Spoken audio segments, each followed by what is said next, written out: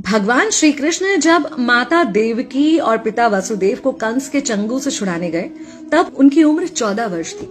उनकी माता ने उनसे पूछा कि बेटा तुम तो भगवान हो, तो तुम हमें पहले ही कंस के चंगुल से छुड़ा सकते थे, इतनी देर क्यों कर दी?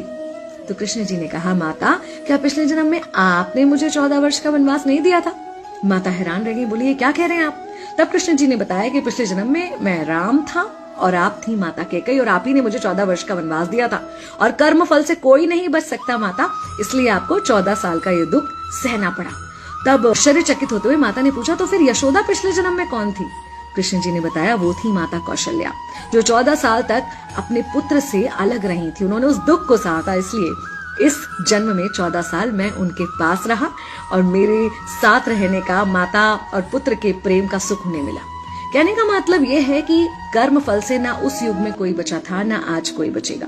खुद भगवान भी कर्म फल से नहीं बच सकते, इसलिए अपने हर एक कर्म को बहुत सोच समझ कर कीजिए, क्योंकि जिसके भी खिलाफ आप कुछ गलत कर रहे हैं उससे आपकी शत्रुता कुछ समय या शायद एक जन्म की है, लेकिन उसके साथ कुछ गलत करके आप अपने कई जन्म बिगाड़ सकते हैं।